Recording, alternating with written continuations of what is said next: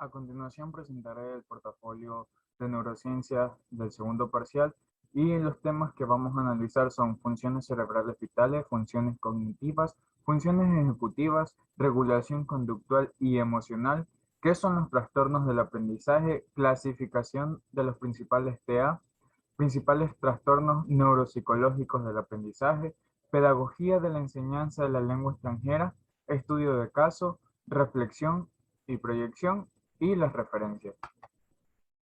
Introducción. A continuación presentaremos temas basados en la neurociencia que van y están ligados con lo que a educación corresponde y otorgando de esta manera una guía que permita comprender los diferentes desarrollos en cuanto al aprendizaje de cada persona de manera individual corresponde. Es por tal motivo que su correcto estudio permitirá realizar o emplear todos los temas analizados de una manera correcta, otorgando así los mejores resultados posibles.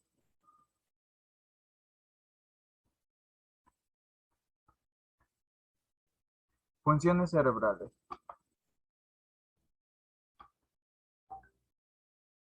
Las funciones cerebrales vitales. Para saber más sobre las funciones cerebrales vitales, debemos saber cuáles son las funciones en sí del cerebro. Y entre ellas encontramos la regulación de la mayoría de las funciones del cuerpo y la mente. Desde funciones básicas como dormir, tener hambre o el instinto sexual, hasta funciones superiores como pensar, recordar o hablar. Pero entre las funciones vitales cerebrales encontramos tales como respirar o el ritmo cardíaco. Esto debido a que sin estas funciones que realiza el cuerpo, nuestro ser no podría existir, no podríamos seguir viviendo. Funciones cognitivas. Las funciones cognitivas son los procesos mentales que nos permiten recibir, seleccionar, almacenar, transformar, elaborar y recuperar la información del ambiente. Esto nos permite atender y relacionarnos con el mundo que nos rodea. Además, en el curso de un solo día utilizamos nuestras funciones cerebrales continuamente. Encontramos lo que es la atención y la memoria. Dentro de la atención encontramos varias como lo son la atención focalizada, la atención sostenida, la selectiva, la alternante y la dividida. La atención focalizada es el que te mantiene alerta, es la capacidad para responder a un estímulo. La atención sostenida es la capacidad de mantener la atención durante un periodo de tiempo de al menos 3 minutos.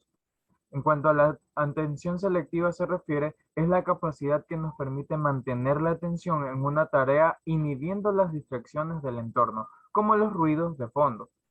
La atención alternante es la flexibilidad mental que nos permite cambiar nuestro foco de atención de una tarea a otra de manera fluida. Y la atención dividida es la capacidad de responder a más de una tarea al mismo tiempo, es decir, atender dos cosas a la vez. En cuanto a la memoria, tenemos varias. La memoria a corto plazo es la memoria inmediata. La memoria operativa o de trabajos es el sistema de almacenamiento pasivo a corto plazo que nos permite trabajar con la información. La memoria declarativa o explícita hace referencia a los recuerdos que se pueden evocar de forma consciente. También tenemos lo que es la episódica y la semántica. En cuanto a la episódica se refiere, es una memoria autobiográfica, la que nos permite recordar cosas de nuestro pasado. La semántica es la que hace referencia a lo que hemos aprendido y nuestros conocimientos general del mundo.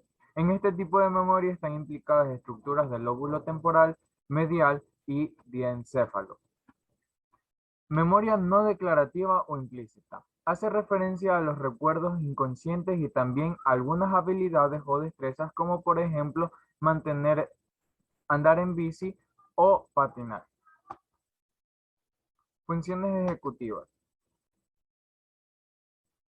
Las funciones ejecutivas son funciones cognitivas más complejas. Aunque existen varias definiciones de función ejecutiva, casi todas hacen referencia al control de la cognición y regulación de los pensamientos y la conducta a través de varios procesos relacionados entre sí.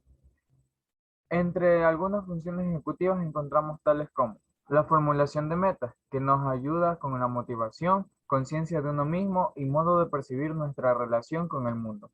La planificación de etapas y estrategias para lograr objetivos involucra la capacidad de abstracción, la flexibilidad cognitiva que refiere la capacidad de tener pensamientos alternativos y la capacidad de evaluar entre las diferentes posibilidades y elegir una de ellas para dirigir la conducta. En cuanto a las habilidades implicadas en la ejecución de conducta, tenemos la capacidad de iniciar, mantener y secuenciar conductas de modo ordenado e integrado. Y en cuanto a las aptitudes para llevar a cabo conductas o actividades de forma eficaz, tenemos el control del tiempo, uso del feedback y la autorregulación de la conducta. Regulación conductual y emocional. La regulación conductual se enfoca en la manera de los procedimientos de condicionamiento instrumental, poniendo limitaciones a las actividades normales de un organismo y ocasionan la redistribución de dichas actividades. La regulación emocional es aquella que se encarga de o tiene la capacidad de manejar las emociones de forma apropiada. Supone tomar conciencia de la relación entre emoción, cognición y comportamiento. ¿Qué son los trastornos del aprendizaje? Los trastornos del aprendizaje hace referencia a que un niño tiene una dificultad en una o más áreas del aprendizaje, aun cuando su motivación o inteligencia en general no están afectados. Cabe aclarar que el hecho de que en un niño se presente un trastorno de aprendizaje no quiere decir que a lo largo se desaparezca. Puede que se mantenga hasta su etapa adulta. Clasificación de los principales TEA y principales trastornos neuropsicológicos del aprendizaje. Con la ayuda de un cuadro comparativo, estaremos analizando ciertas clasificaciones en cuanto a los tipos de trastornos de aprendizaje y qué son, cómo muestran indicadores y cómo se puede ayudar a las personas que lo padecen. Como primer punto tenemos la dislexia. Las personas que tienen dislexia mantienen dificultades con el lenguaje escrito, de modo que presentan problemas con la lectura, la escritura y la ortografía. La dislexia ha sido definida como una dificultad en la interpretación del lenguaje escrito en una persona que no tiene ninguna discapacidad visual, auditiva ni intelectual. Algunos indicadores son que tiene velocidad lenta en cuanto a lectura, errores ortográficos, no puede seguir un dictado, una velocidad lenta al momento de escribir y algunos alumnos con dislexia pueden ser buenos en matemáticas, pero cometen errores al interpretar los enunciados. ¿Cómo se pueden ayudar a las personas con dislexia? Siendo comprensivos. Debemos mostrar confianza y dejar que los alumnos con dislexia sepan que comprende sus dificultades. La discalculia. La discalculia es como la dislexia pero con los números. Las personas con discalculia tienen dificultades en el cálculo y la aritmética, aspecto que no se ajusta al nivel de su inteligencia global. La discalculia puede ser definida como una afección que afecta a la habilidad para adquirir competencias matemáticas. Los estudiantes con discalculia carecen de habilidad para captar intuitivamente los números. Tienden a entrar en pánico y quedarse en blanco con preguntas que atañen a números, especialmente bajo presión, y tienen problemas de la memoria a corto plazo. Nuestra actitud es importante. Debemos mostrarnos sensibles, comprensivos y hacer saber a los alumnos con discalculia que somos conscientes de sus dificultades y que no pensamos que son estúpidos o vagos. Disgrafia. La disgrafía o disgrafia es una dificultad específica del aprendizaje, menos conocida, que afecta a la escritura a mano y a la conversión de pensamientos en las palabras escritas. Las personas con disgrafía resultan que no escriben recto, no son capaces de seguir una pauta, la caligrafía es muy mala y difícil de leer, dificultad para recordar cómo formar algunas letras y las tareas por escrito suelen causarles una frustración y estrés extremos. Debemos comprender que los problemas del alumno son reales, que no está siendo descuidado o vago cuando su trabajo escrito parece poco pulido. Dispraxia. Las personas con dispraxia tienen dificultades con la coordinación muscular y el movimiento. Los músculos en sí mismos son normales, pero la dispraxia es el resultado de un desorden del cableado del cerebro. Tienen mala coordinación, pueden ser torpes, derramar o verter cosas al momento de tropezarse, tienen mala caligrafía e inmadurez en el dibujo, dominan malos tiempos, por lo que pueden llegar normalmente tarde, recordar un conjunto de instrucciones o una rutina, no les gusta la sensación de que dan ciertas telas o la textura de ciertos alimentos, así como que los demás los toquen. Debemos ser conscientes que las genuinas dificultades del alumno ya están marcados con una diferencia. TDAH es un desorden neurobiológico, teniendo en cuenta la química cerebral. No tiene cura, pero puede responder bien a las medicinas, a la terapia conductual y a los cambios en el estilo de vida. Se cree que afecta a un 5% de los niños y los jóvenes y es el desorden comportamental más común. Su gravedad varía de grado desde leve a severo. Los indicadores son falta de atención, hiperactividad, impulsividad, dificultades para la función ejecutiva. Debemos ser muy comprensivos con las personas que sufren de TDAH. No pensar que son maleducados, ni que tienen, ni que no muestran interés en las cosas que hacen o que no nos escuchan. Es importante mantenerlos comprometidos y motivados, y no tomar su actitud como algo personal. TEA. A las personas con un diagnóstico de TEA les resulta difícil interpretar el comportamiento y la conversación de las demás y se dice que tienen dificultades sociales y de comunicación. A menudo tienen un tono monótono y carente de flexibilidad. Tienen dificultad para leer señales sociales, no les gusta cambiar a lo impredecible, la caligrafía y las habilidades de motricidad fina les pueden causar dificultades. Trabajar con otras personas no es fácil para los alumnos que sufren de TEA. No debemos tomar de forma personal las observaciones o pensar que es una falta de educación. Puede que los alumnos no le vean el sentido de hacer algo y decirte que lo han hecho, ni durarán a la hora de recordarte una omisión o decirte que estás equivocado. Recuerda que es tan probable y sencillamente siendo sincero. Síndrome de Asperger. El trastorno del comportamiento que afecta la capacidad de socializar y comunicarse correctamente. Hasta hace poco, las personas dentro del aspecto autista que tenían una inteligencia y un desarrollo de lenguaje normal se identificaban con un diagnóstico separado llamado síndrome de Asperger. Son alumnos que pueden parecer raros y socialmente aislados. Busca a un alumno que hable de una forma más bien pedante, a menudo usa frases largas y complicadas. Prefiere trabajar solo y puede que deseen profundizar inesperadamente en ciertos temas. No encajan en la multitud y a menudo tienen pocas ganas de hacerlo. Trata de comportarte de una manera coherente durante las clases. Evita el discurso indirecto o enrevesado. Deja claras las ideas. Utiliza frases cortas y claras. Comprende que es improbable que registren las expresiones faciales y el lenguaje corporal. No debemos utilizar el sarcasmo y recordar que pasarán por alto la comicidad y la ironía en un tono y puede que no entiendan las bromas. Pedagogía de la enseñanza de lengua extranjera. En la actualidad, la pedagogía o enseñanza de una lengua extranjera resulta primordial como tema de aprendizaje. Esto debido a la gran necesidad creciente de conocer más idiomas para un mejor desenvolvimiento en las diferentes facetas de nuestra vida diaria, abriendo, es- abriendo estas lenguas extranjeras puertas que nos permiten progresar tanto como personas, así como también en el ámbito profesional.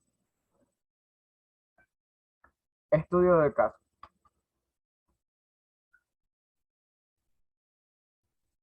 A continuación se presentará un estudio de caso, el cual hace referencia a lo que hemos estado viendo de los diferentes trastornos del aprendizaje. En este caso, hablaremos sobre la dislexia.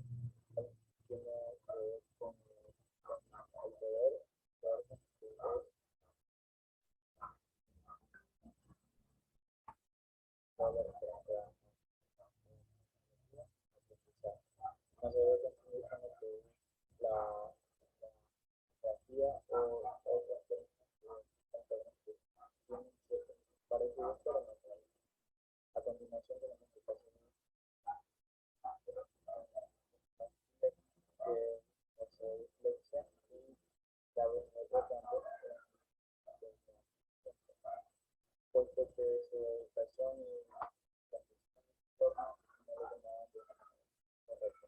Sin embargo, se ha tomado trabajando en su lectura y uno de los factores ha sido el comprensión lectura y al mismo tiempo identificar palabras claves dentro de la lectura.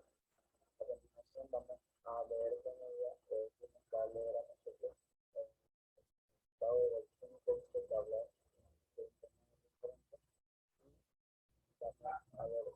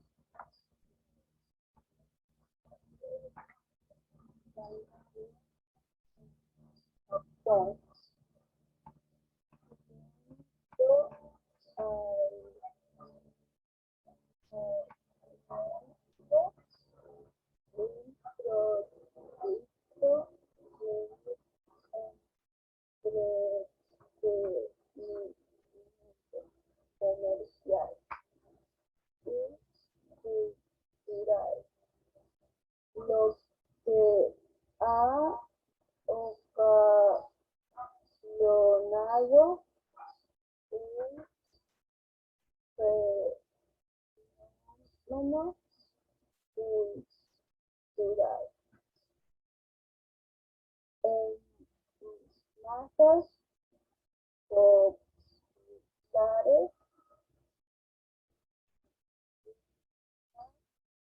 por arte tecnológico.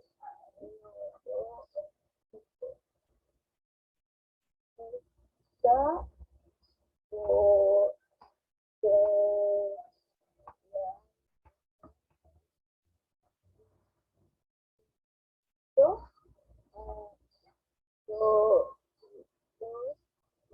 los públicos desde adolescentes adultos hasta especializaciones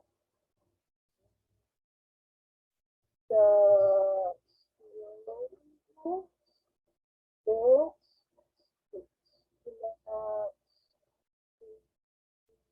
clasificación esencialmente tomadas de las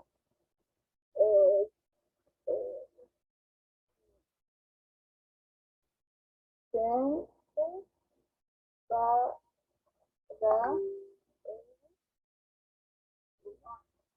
manga, historieta japonesa, con clases bases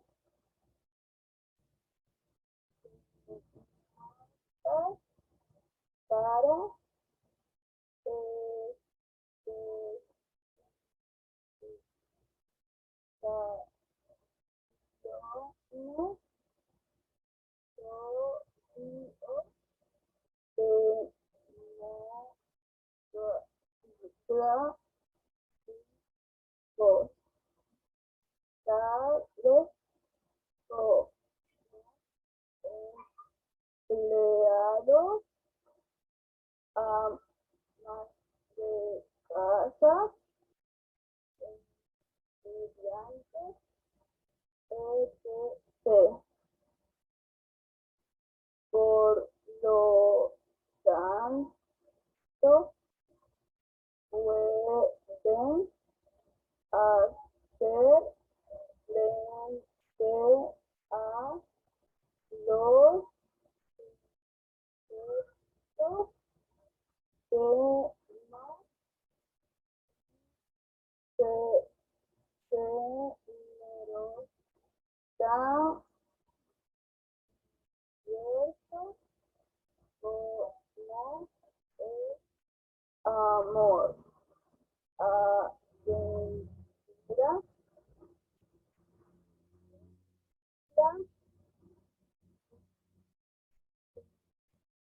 son cuentos infantiles,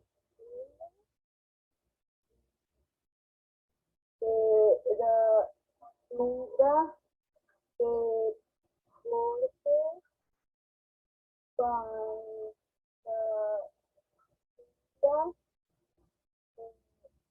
noticias,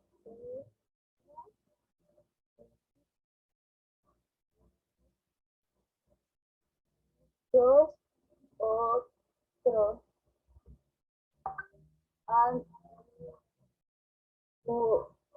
Fuera de Japón, el término agrupa dos flujos armados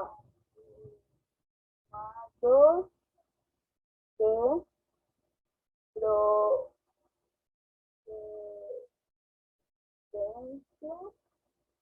japonesa.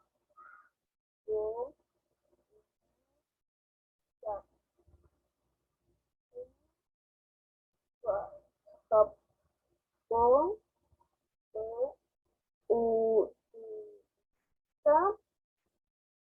este término para referirse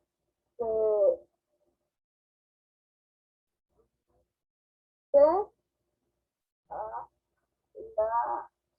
la animación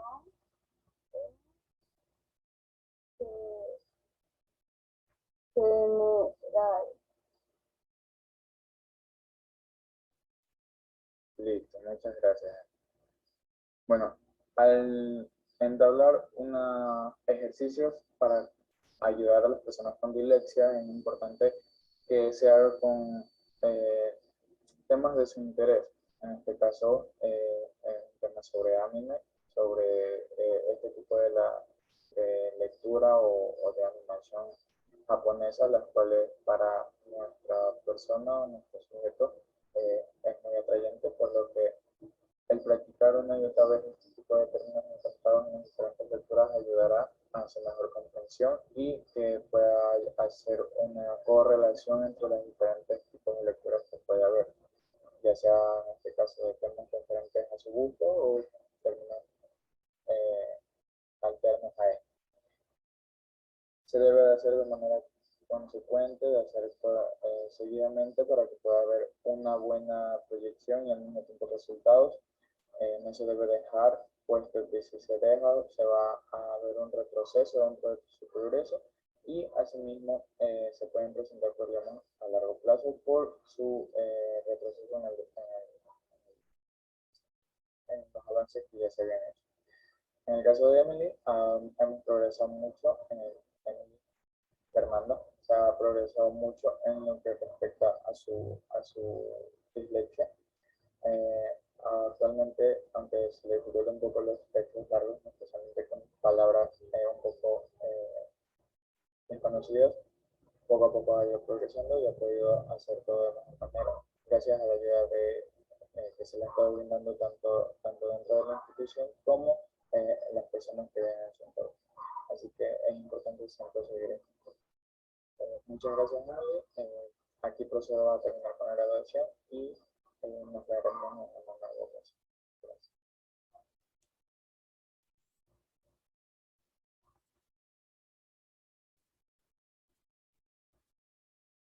Reflexión y proyección.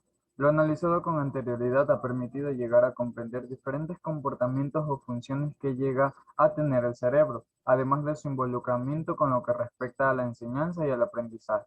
Es por tal motivo que su correcto estudio nos permitirá ejecutar de manera correcta en algún área en específico de la educación y demás ámbitos, permitiendo de esta manera poder sacar el mayor provecho de esta información y de todas aquellas facultades que se presentan en el entorno. Como docente en preparación de lenguas extranjeras, considero que no solo me funcionan estos conocimientos a corto, sino que también a largo plazo. Esto debido a que presentan información de gran importancia en lo que respecta al ámbito educativo, por lo que consideraré los puntos aprendidos al momento de impartir enseñanza para que los alumnos saquen el mayor provecho posible.